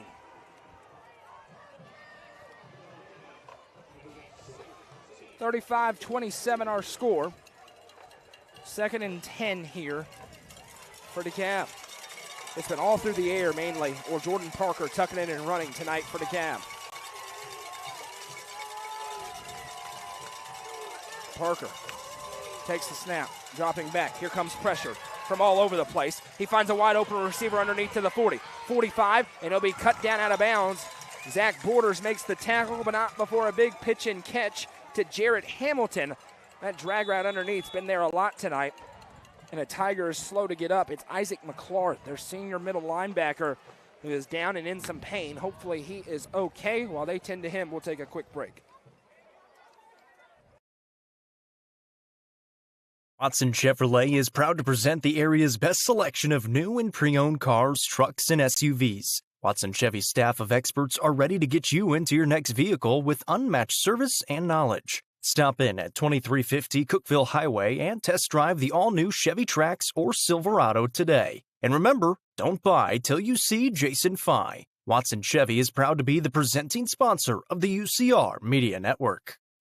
Isaac McClard helped off the field, not putting weight on his right leg, so hopefully he is okay. Big first down there for DeKalb County as they try to get their offense rolling. 1st and 10 right at midfield. 9:12 to go in the ball game. DeKalb needs a touchdown and a 2-point conversion to tie. Catch him in the backfield with Parker. 1 receiver each way. John Hendricks and Ryan Lyons. Parker has the snap. Hands off to Ketchum. Ketchum around the left side again. Nothing doing. Trying to attack with the linebacker out. But he'll be hit and taken down. Brennan Flowers, the sophomore. First down has not been friendly tonight for DeKalb. It's 2nd and 9. And again, you know, Macon County just has all the momentum, playing uphill, attacking. This is what Macon County does. You know, they remind me offensively of Tennessee in a way where when it rains, it pours. But on defense, same thing. Get a little momentum, and they just take charge. 2nd down and 9 here for DeKalb. Parker has the snap, dropping back. Looking right, has time, now forced out. Gonna be a hit in the backfield, gets away. Jordan Parker doing Jordan Parker things. To the 50, stiff arm down at the 44. Should have been a sack. Instead, it's a gain of 5 and makes it 3rd down and 4. Killian Jetton in there defensively.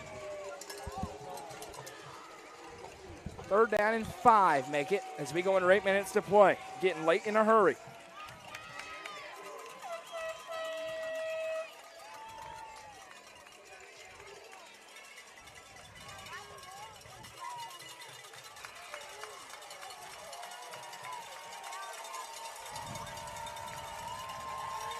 Trips out to the left, 3rd down and 5. Snap taken, Parker, here comes pressure again from the linebackers. Looking deep, now rolling out. He's gonna get hit, and he is taken down out of bounds. That's a sack. Defensively, Hunter Griggs with a domino sack, and DeKalb's gonna have to punt it with 7:24 to go. Macon County on the doorstep of a come-from-behind victory, but it's not over yet. Yeah, if you're Coach Trapp, you do not want to give Macon County the ball. In the second half, they have not been able to stop the Macon County offense, and you just do not want to put the ball back in their hands with a chance to go down 2 scores, because I don't think you can make up a 2-score deficit. 7:24 to play. Prater been up and down tonight with the snaps. This one's clean. He gets away his best punt of the night. Borders is back. It does take a hop, and he just lets it go. Touchdown inside the 15-yard line. Great punt for Adrian Prater. When the snap's been there, it's been really good. And Macon County has a Tiger who's taking his helmet off, but he's feeling some ill effects of something. Hunter Griggs off the field under his own power. This Macon County offense has moved down the field like a knife through warm butter in this 3rd and 4th quarter. They're looking for that one more time to ice the game away. Stick around postgame for the Real Estate Collective postgame show. We'll have the Nelson Trophy and screen printing player of the game, and Hallie will be joined by the winning coach. We hear his thoughts on what has been an awesome game again in Region 4-4A. 2 receivers going to go out to the right side. Gammon, the quarterback, has the snap. Going to hand off, and there goes Borders. It's a foot race. Breaks a tackle. Zach Borders, 89 yards. Touchdown, Macon County! The Tigers rumbling in the second half, and it's a 2-possession lead. A 9-3-1 Sports Cards and Collectibles touchdown for Macon County. They've had one from 80, and this time Zach Borders had to break 1 tackle to go 89 to the crib. Gammon on for the extra point. Snap, set, kick, good. 6:58 to play. Macon County rumbling downhill. They lead 42-27.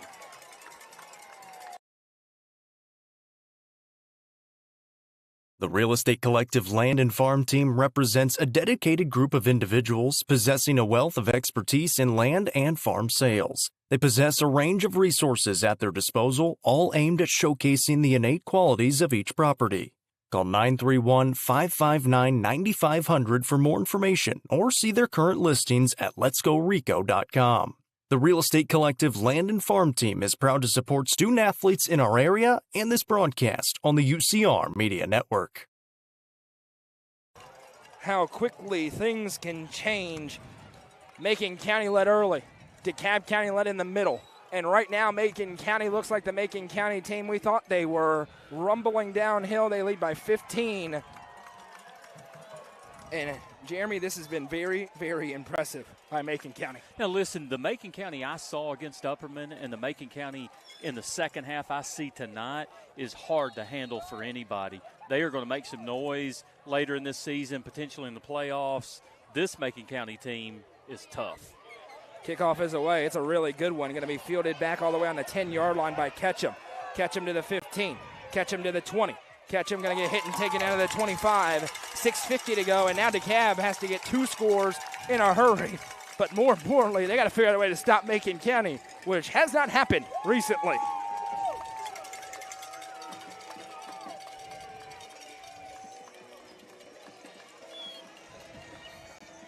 And ever since we said, where are the explosive plays for Macon County, they've had explosive after explosive. Lafayette, you're welcome. And I apologize to DeKalb County. One receiver to the right, two to the left. Macon can feel it, needing a big region win. It's still not over. Snap taken. Parker gets hit from behind, still on his feet. Going to toss it up deep downfield, incomplete. Needed a perfect throw to give John Hendricks a chance, but it was well covered by Braylon Flowers. It'll be 2nd and 10 with 6:43 to go. You know, that's the interesting thing about where Macon County is at right now. With 2 losses in the region, they simply could not afford a loss. If DeKalb loses tonight, they're 1-2. Not out of it, but they're going to have to likely find a way to beat White County and Upperman to make the playoffs, which is not easy. Well, and the thing is DeKalb County could help Macon County later by beating White County. Correct. 2 receivers to the right, 1 to the left. And the tiebreaker is critical when it comes to the 2 seed, which Macon County wants to get. Snap take, handoff goes to Ketchum. Ketchum rumbles forward on 2nd down, gets 5. It's 3rd and 5. Energy completely different. Hallie, I can already tell. We can see it. Macon County looks like the Macon County team we saw week 1 against Westmoreland right now. Yes, it's a big energy shift, especially after the first half. You can actually hear the fans, and as you mentioned, the poppers, I don't know where they're coming from. They're all over the place. It's got to be a factory here. Yes. 2 receivers to the right, 3rd down and 5. Snap taken, Parker dropping back. Here comes pressure. Going to step up, and he's sacked. Taken down, Brody Fry with his 2nd sack of the season. DeKalb's got to go for it here. Yeah, they have no choice but to go for it, but I'm telling you. They're going to kick it. Prater coming on to kick it. 5:50 to go. You know, and here's the thing. Steve Trapp's a heck of a lot better coach than I am. And he's got a reason why he's going to kick this. But the defense has not stopped Macon County. Macon County's got all the momentum. I just feel like you almost have to go for it there. He's Prater a lot smarter than I am, though. Is going to kick it, and he crunches this one. Borders ranges over, and he's going to pick it up. Gabe Borders for the first time with a return. Jukes upfield at the 40. It's coming back. Blindside block. He may score. It's not going to matter. This one is definitely coming back as Borders is down, and he'll be taken down at the 20 by Lions. But that was as clear as day. Either block in the back, blindside block, either way. And now Lions a bit slow to get up. And how about the sportsmanship here for Macon County? Hunter Griggs stretching Ryan Lyons, who's cramping clearly.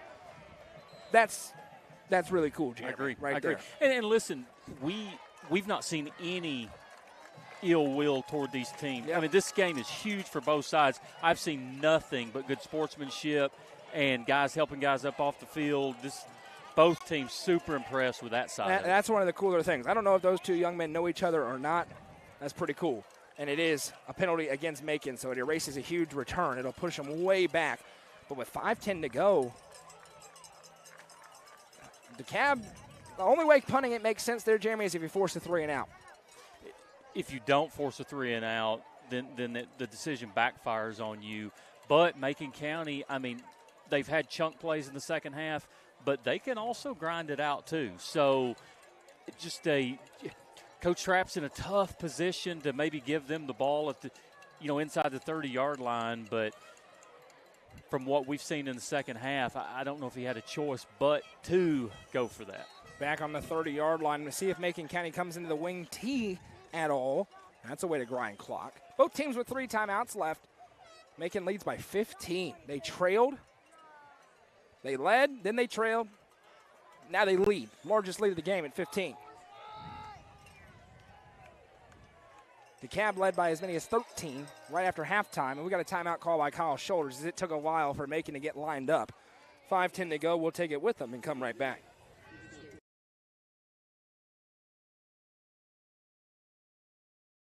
Live Oak Insurance and Financial is home to your trusted local insurance professionals. Their experts are here to provide guidance and options to fit your home, life, health, and business insurance needs. And with the Medicare enrollment period coming soon, they're here to answer your questions. Call 931-367-5483 to set up an appointment today. Live Oak Insurance and Financial is proud to sponsor student athletes in the Upper Cumberland and this broadcast on the UCR Media Network.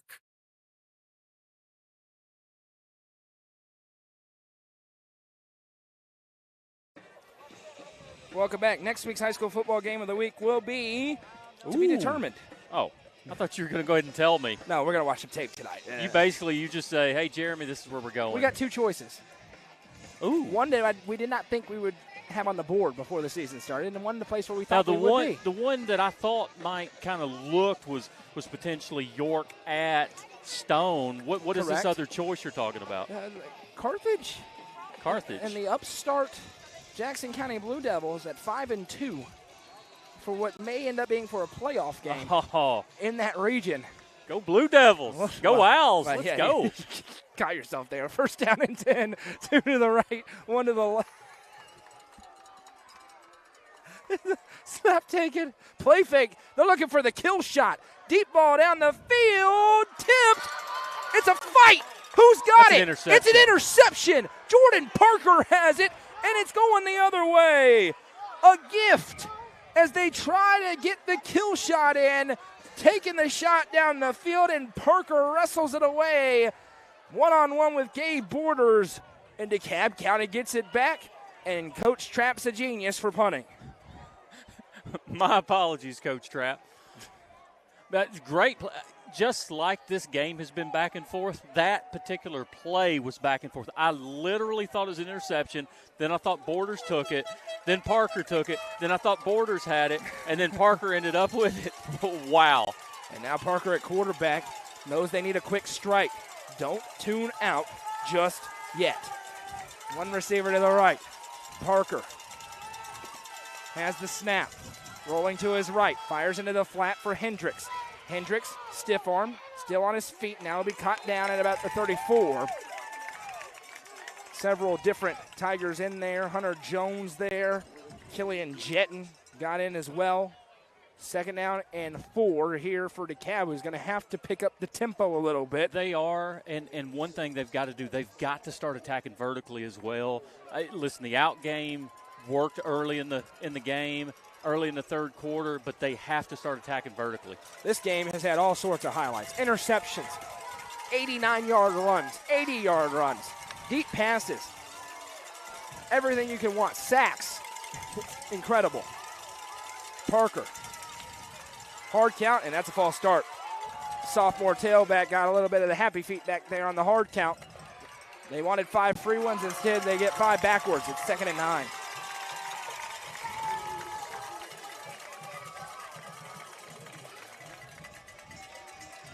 Cookeville, they were not in trouble. They now lead 45-21. Wow. On an 8-yard touchdown run. 3 minutes to go in the fourth quarter there. The Cavs going to get a big region victory and get to 6-1 on the campaign into the bye week. 2 to the left, 1 to the right. Parker takes the snap. Play fake, dropping back, being pressured, being hit, being sacked again by Hunter Griggs, who's been a menace tonight in the interior defensive line. Big loss, 3rd and long. Parker's a bit hobbled. A Tiger slow to get up. He's back onto his feet. A DeKalb Tiger, that is. It's one of the linemen. And now it's actually 4th down, 15, and now there is no decision. 3:20 to go in the ball game. They got to go. And Parker just in the pocket, gets attacked, it seemed like from all 4 directions, just had nowhere to go. Kid's tough. Kid has played fantastic tonight. That's just tough. 3 to the left, 1 to the right. In the gun and timeout. It was a timeout, and I'm going to tell you why. I don't know if you noticed or not. However, the 12th man was running off the field, and the official was about to drop the flag, so he used the timeout to save the penalty. Steve Trapp does just that. Friday Night End Zone show coming up a little bit later on tonight. Jacob and Justin. Lord help us all. Live from Justin's basement. As they will recap all the games. I'll call in once I get back to cell service. And try to put out any fires that they Justin's cause. Probably washed that hair. Oh, my gosh. You never know what would happen. Macy Ray made an appearance the last time we had it for Justin's house. She came downstairs and said, I knew it was you because the TV's not that loud. She's smart. It was a good point by the 5-year-old. It was a good point. 3:01 to go, 42-27. And it is 3rd and 15. I'm not losing my mind. I thought it was 3rd. Then they put 4th on the board. It's 3rd and 15 for DeKalb. So they got 2 choices. Yeah, they're definitely not going to punt it on 3rd and 15. But now, 2 timeouts remaining for each team. If I'm DeKalb, I want to probably get half of this on this play because, like you said, you're going for it for 4th down. 2 to the left, 1 to the right. Parker takes the snap, dropping back. Here comes the pressure. 3 blitzers, and it's another domino sack. Firing away, Corbin Stevens this time. His 2nd sack of the season. And Steve Trapp's going to punt it again. It's 4th down and Narnia. Why not punt it? Yeah, I think he's conceding that this game's going to end, and he just doesn't want Macon County to get an easy touchdown here inside the red zone.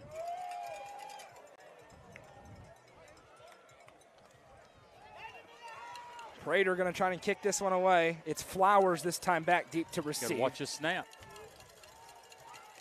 A little bit high. Here they come, and it's blocked again. This one's picked up and taken into the end zone for a Macon County touchdown. Taylon Swaffer scores it, and this one's over. The 2nd blocked punt of the night, this time taken in for 6, and it's 48-27. We go from 24-14 to the momentum onslaught by Macon County. It is 34 unanswered Macon County points in the 2nd half. They've outscored DeKalb 34-3, and it could be 35-3 on this extra point. Cannot wait for Hallie to ask Coach Shoulders what the difference was in the 2nd half for this football team. The kick for Eli Gammon is good, and with 2:12 to go, Macon County closing in on a pivotal bounce-back region victory. We'll be back for the finish when we come back. The Real Estate Collective Land and Farm Team represents a dedicated group of individuals possessing a wealth of expertise in land and farm sales. They possess a range of resources at their disposal, all aimed at showcasing the innate qualities of each property.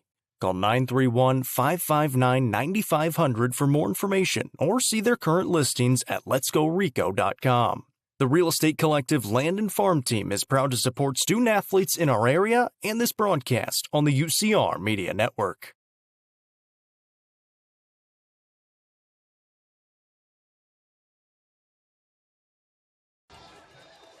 $35 unanswered Macon County Tiger points.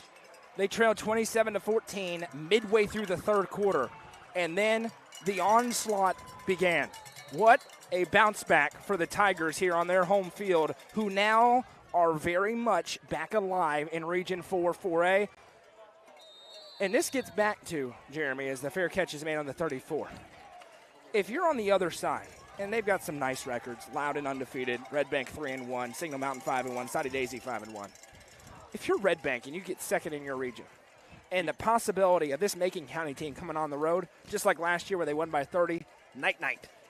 This region's a different animal. They don't want any part of this. I'll tell you, whatever speech Coach Shoulders gave at halftime, please, Hallie, can you hear me? Do me a favor.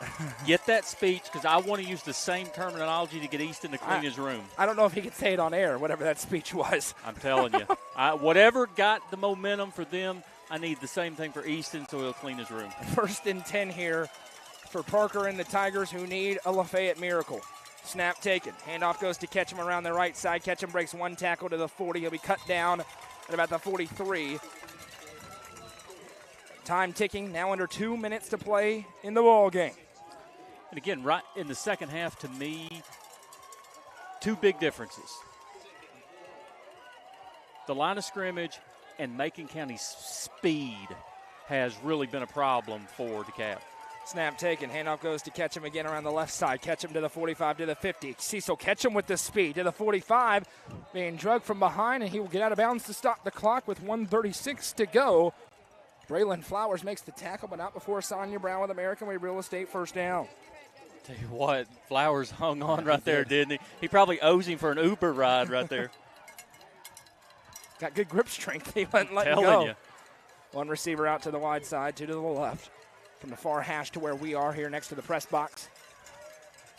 Home of the Tigers of Macon County. Snap taken. Handoff again to catch him. This time Macon County ready for it, and he got crunched. Matthew Wheely says, how do you do? 2nd and 9. Under 90 seconds to go. This is going to be the biggest win of the season so far for Macon County. And it puts them back in to the playoffs if they started today. They'll be at 2-2 and slide up above DeKalb, who will fall behind them to 1-2. Snap taken. Handoff to Ketchum. Hit in the backfield, and he'll be drugged down. Big loss, under a minute to go, and this one's all over but the buzzer. Hunter Griggs, who's been dominant tonight, with another tackle for Macon.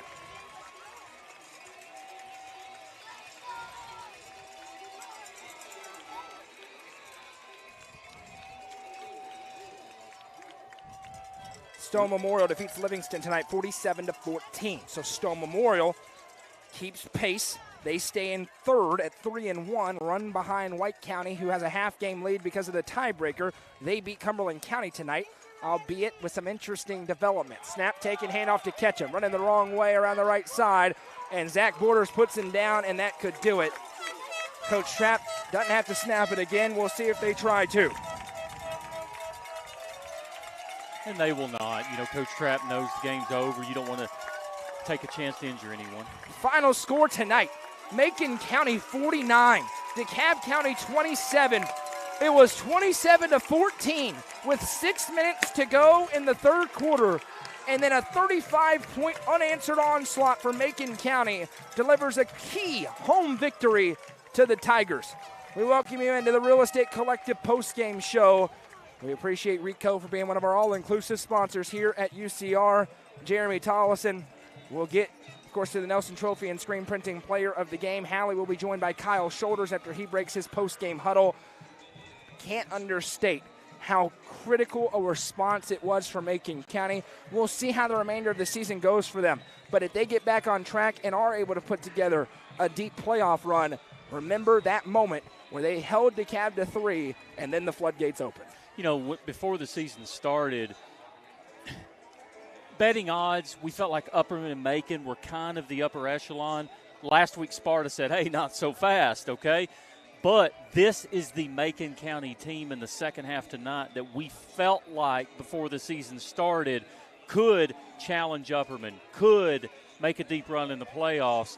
If this team plays like this, that third-round matchup, and I'm just going to go ahead and call it, between two of this region's teams. Sparta's right there. Is going Stone's right there, and you can't write off DeKalb County absolutely. Yet. It is going to be unbelievable. This is, I mean, this is the best region in the state. I don't know how you're going to pick it tonight. It's time for the Nelson Trophy and Screen Printing Player of the Game. Jeremy. Oh, I've not even thought about that. Well, I'll put you on the spot here. Who's it going to? I've got two. I'm only giving it to one, but hold on. Okay. I want to give an honorable mention. Yes, we do that. And then I'm going to give a player of the game, okay? My honorable mention is Borders, but not necessarily the one you're thinking. My honorable mention is Zach Borders. There you go. Had a fantastic night on offense. Played really well on defense. Great night. But to me, the game wrecker, especially in the second half, number 56, Hunter Griggs. Hunter Griggs, he took over the football game. I agree with you up front. The Nelson Trophy and Screen Printing Player of the Game. All right, we're here in Week 7 now, so we got to look at the region standings. Here's where we sit. All alone in first place, the Upperman Bees. They're now 7-0 tonight with another dominant victory over Smith County, 5-0 in the region. Right behind them, the White County Warriors. They are now 5-2, 3-1. The health of Trip Pinion goes to the forefront of your mind. Missed the last 3 quarters of their game. So it wasn't a dominant victory over Cumberland County, that is in part why no Trip Pinion. We'll have to see how long that lasts, but they are still second because they have the head-to-head tiebreaker over the Stone Memorial Panthers. Winners tonight over Livingston Academy. The Panthers improve to 5-2 on the season. They are also 3-1 in the region. Now, moving up a spot into the 4 seed, the Macon County Tigers. They are 5-2 as well, evening up at 2-2 in Region 4-4A. DeKalb County falls into the 5th spot, so if the playoffs started today, DeKalb County would not be in them. They are also 5-2, 1-2 in Region 4-4A. Livingston behind them at 3-4. They are 0-3 in the region, and Cumberland County at 2-5, 0-4. in the region. Up next for Macon County, they are back here at Pat Parker Memorial Field when they take on Livingston Academy on next Friday night. DeKalb County will travel to Crossville to face off against Cumberland County, so they will both be favorites in that game, but Livingston again tonight in the first half kept it interesting with Stone. Can't sleep on them, but we'll have to wait and see. Stick around. As soon as they break the post-game huddle, Hallie Ledbetter will be joined by Kyle Shoulders. We'll remind you to join us later on tonight for the Friday Night End Zone show. Jacob and Justin will break down all tonight's actions, have people call in, and I'm sure we'll give a bunch of hot takes that will be fun to listen to. Join us Tuesday night for the UCR Tuesday Night Football Show. Jacob and I, live from the rooftop of Fire and Vine. We will recap all this week's action, previews next week's action, and we will have 2 to 3 broadcasts next Friday night. Guaranteed 2. Livingston Academy here against Macon County. We will have that on air. We will also have York against Stone Memorial.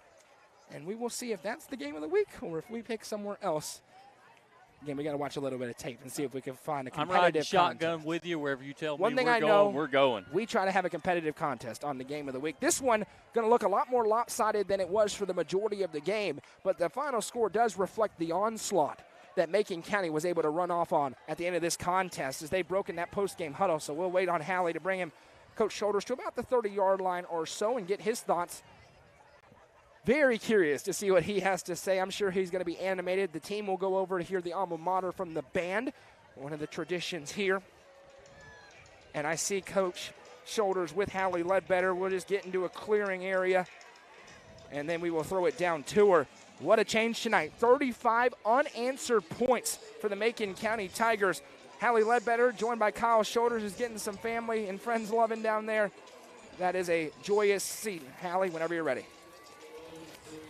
Coach, how are we feeling after a huge region win tonight? Obviously, it was an exciting night, right? You know, last, and then we, halfway through the first and into the second, we just made some uncharacteristic mistakes.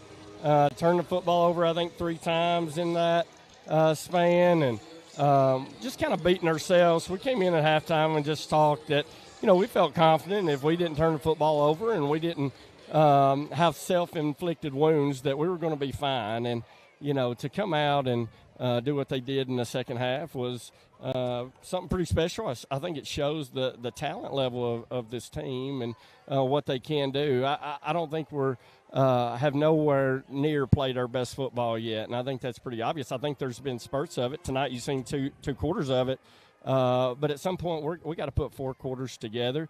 I'm thankful that we haven't played our best football up to this point. I think it's coming, and hopefully it'll get here sooner than later, and we'll start peaking at the right time, and good things will happen. Our guys had an exceptional week at practice. We challenged them physically, emotionally, and they responded each and every day. And I think that really showed in the second half because they could have easily rolled over and quit at halftime with the things that had happened in the last week or so. And, we've got some guys, internally that have that have faced some adversity this week. And, it's fun to see these guys come together as a team and collectively support each other and really represent the fact that, we wear that family on the back of our helmet for a reason. And it's a special group.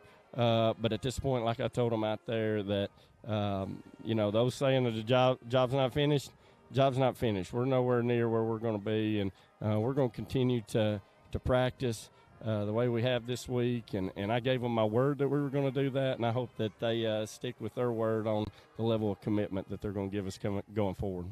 What was said during the third quarter to shift that momentum? I don't think there was anything said, really. I knew that if we stayed the course and if we would eliminate the bonehead mistakes that we were making, that everything was going to be fine. I think there was a sense of urgency, yet collectiveness. And that's important, that, a lot of times urgency comes with panicking at times, and that showed the maturity of our team, that didn't happen, and our leaders led, and I couldn't be more proud of them tonight.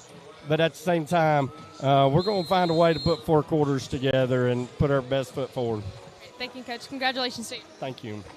That's Coach Kyle Shoulders, and a very talkative Kyle Shoulders, rightfully so. Big win, and there is some truth, I think, obviously, into what he said. Macon County cut out the turnovers in the second half, and you saw them at their best for 2 quarters. We saw it for a quarter in Baxter a few weeks ago. They're looking to put 4 quarters of that together. They get Livingston in next week to try and do that again. You got the story of the first half, turnovers and mistakes. Story of the second half, blocking at the offensive line of scrimmage, and the absolute pure speed and momentum of Macon County. The Friday night end zone show coming up next on the main UCR Facebook page. Hope you'll join us for that. Until then, as we say so long tonight from Lafayette, your final score, Macon County 49, DeKalb County 27. Keep your eyes on UpperCumberlandReporter.com for the latest coverage of high school sports throughout the area. I'm Noah McKay. For Jeremy Tollison to my right, Howie Ledbetter on the sideline, Michael Lindsay with content for UpperCumberlandReporter.com, and the lovely Madison McKay producing things as always for us. We say, go Vols. We don't have to say tighten up this week because they're on a